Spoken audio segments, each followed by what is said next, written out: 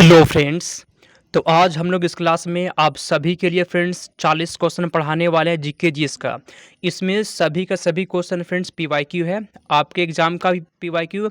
और बिहार में फ्रेंड्स जो अलग अलग एग्जाम में जो भी क्वेश्चन पूछता है फ्रेंड्स उसका पीवाईक्यू है, ठीक है। इसलिए सभी क्वेश्चन को अच्छे से पढ़ लीजिएगा फ्रेंड्स, और ये सब क्वेश्चन बार बार रिपीट करता है, ठीक है।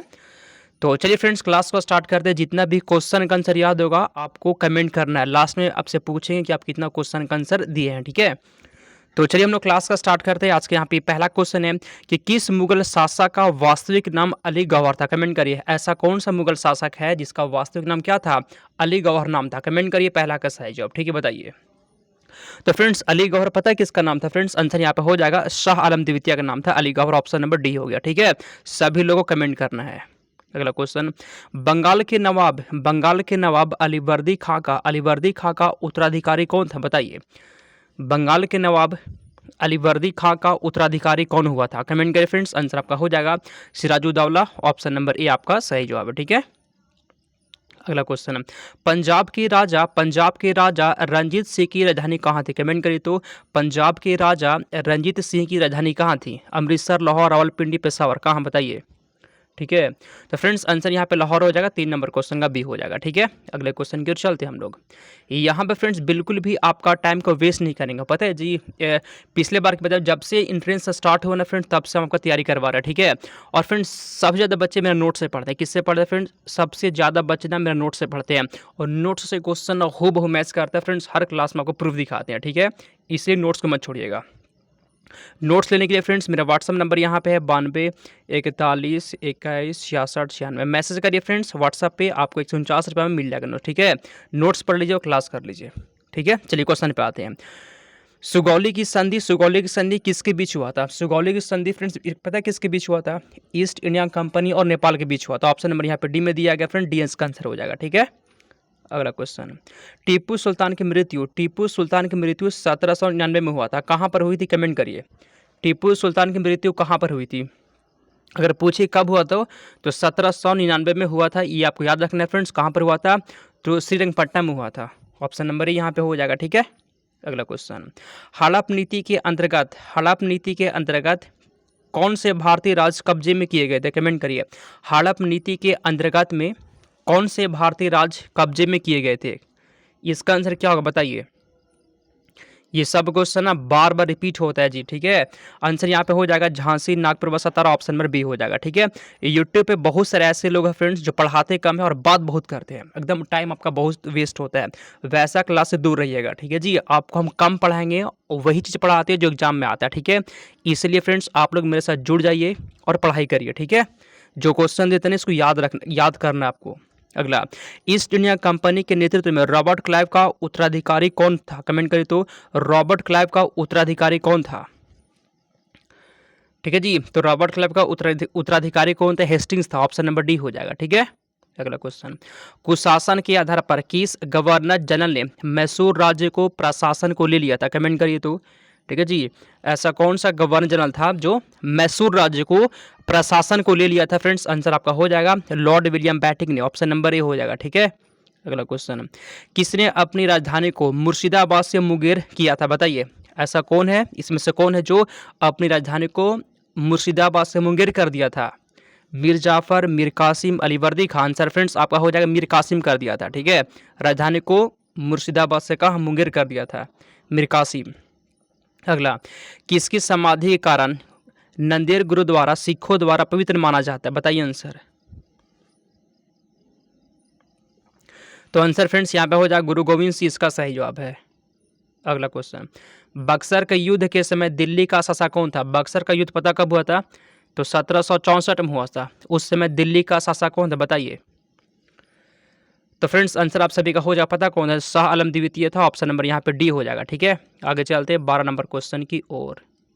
प्रथम जैन महासभा, पहली बार जैन महासभा कहाँ पर हुआ था। कमेंट करिए, प्रथम जैन महासभा का आयोजन कहाँ हुआ था। पावा में, पाटलिपुत्र में, वल्लभी में, या फिर कहाँ, बताइए। तो फ्रेंड्स प्रथम जैन महासभा का आयोजन हुआ था पाटलिपुत्र में, बी हो जाएगा आंसर। अगला, महावीर ने जैन संघ की स्थापना कहाँ की थी, बताइए। महावीर ने जैन संघ की स्थापना कहाँ की थी, क्या होगा सही जो बताइए तो। तो फ्रेंड्स महावीर ने जैन संघ की स्थापना कहाँ की थी? पावा में। ऑप्शन नंबर आप सभी का डी हो जाएगा। ठीक है, अगला क्वेश्चन यहाँ पे 14 नंबर क्वेश्चन। बुद्ध ने अपने जीवन की अंतिम वर्षा ऋतु कहाँ बिताई थी? सारनाथ में, श्रावस्ती में, कुशीनगर में, या फिर कहाँ? कमेंट करिए जी। बुद्ध ने अपने जीवन की अंतिम वर्ष ऋतु कहाँ बिताई थी फ्रेंड्स? आंसर कुशीनगर हो जाएगा। ठीक है, अब जिसका जिसका भी डी आ गया सही जवाब है। अगला क्वेश्चन 15, बौद्ध धर्म, ठीक है जी, बौद्ध धर्म ग्रहण करने वाली पहली महिला कौन थी? बताइए, बहुत ही टॉप क्वेश्चन है। ठीक है, तो फ्रेंड्स आंसर यहाँ पे हो जाएगा Mahaprajapati Gautami. Option number A हो गया। अगला क्वेश्चन यहाँ पे 16, तृतीय बौद्ध संगीति कहाँ पर हुई थी? बताइए, तीसरा बौद्ध संगीति कहाँ पर हुआ था? वत्स, पाटलिपुत्र, कौशाम्बी, कश्मीर में। 16 का कमेंट करिए आंसर। तो फ्रेंड तीसरा बौद्ध संगीति हुआ था पाटलिपुत्र में, बी हो जाएगा। ठीक है, अगला क्वेश्चन 17, गौतम बुद्ध का, ठीक है जी, गौतम बुद्ध का जन्म कहाँ कब हुआ था? बताइए, ये क्वेश्चन बार बार रिपीट आता है, हर एग्जाम में ये क्वेश्चन पूछता है। बताइए, तो गौतम बुद्ध का जन्म हुआ था 563 ईस्वी पूर्व। ऑप्शन नंबर डी हो जाएगा। कहाँ पर हुआ था फ्रेंड? लुम्बिनी में हुआ था, नेपाल में। ठीक है जी, ऑप्शन नंबर डी हो गया आंसर।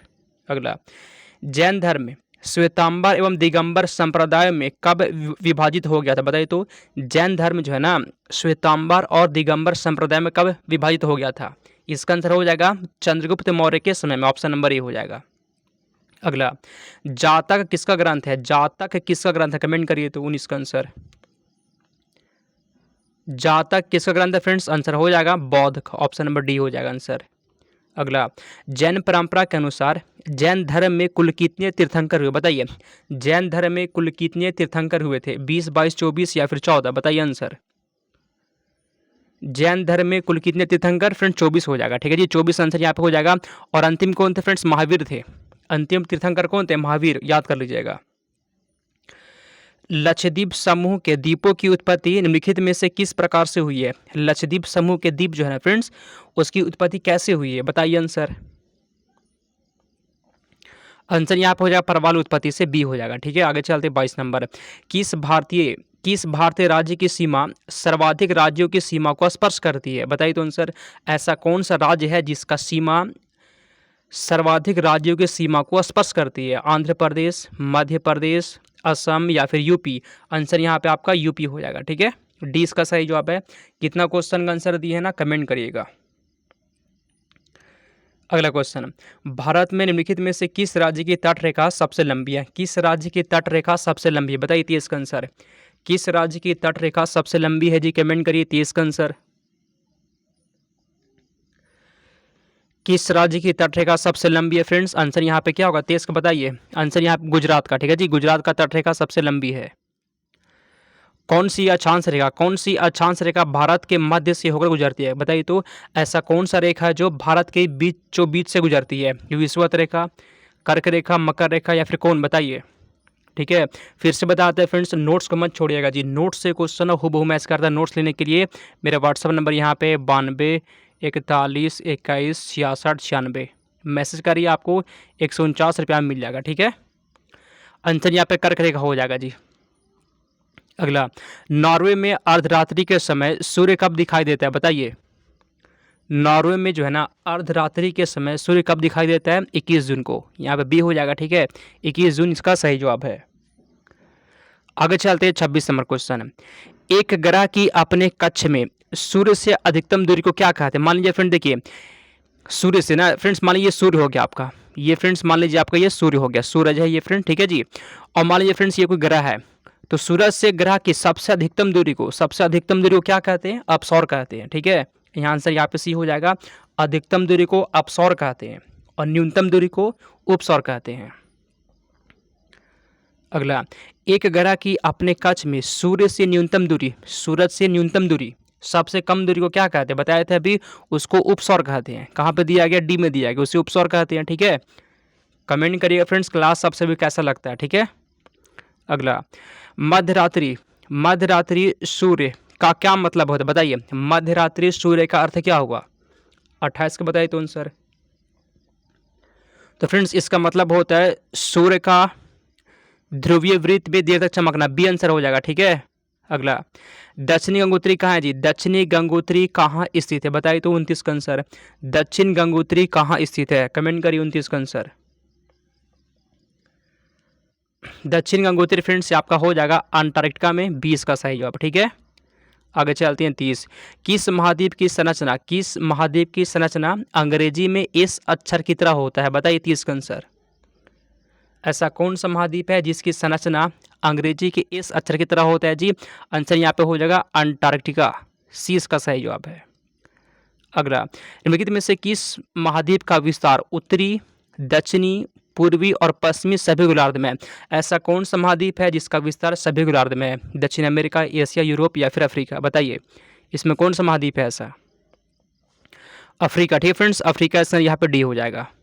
अगला, निम्नलिखित में से किस महाद्वीप से होकर कर्क, विषुवत और मकर तीनों रेखाएं गुजरती है? निम्नलिखित में से किस महाद्वीप से होकर कर्क, विषुवत और मकर तीनों रेखाएं गुजरती है?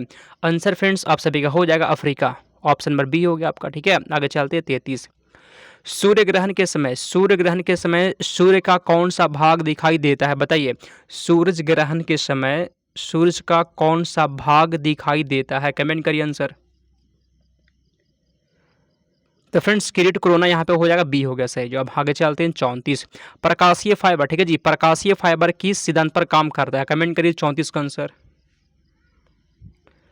प्रकाशीय फाइबर किस सिद्धांत पर काम करता है? फ्रेंड्स आंसर यहाँ पे हो जाएगा प्रकाशीय फाइबर जो होता है वो पूर्ण आंतरिक परिवर्तन पर काम करता है, ऑप्शन नंबर सी हो गया आपका। अगला क्वेश्चन, प्रकाश के विद्युत चुम्बकीय स्वरूप की खोज किसने की थी? कमेंट करिए प्रकाश के विद्युत चुम्बकीय स्वरूप की खोज किसने की थी? आसान क्वेश्चन बताइए।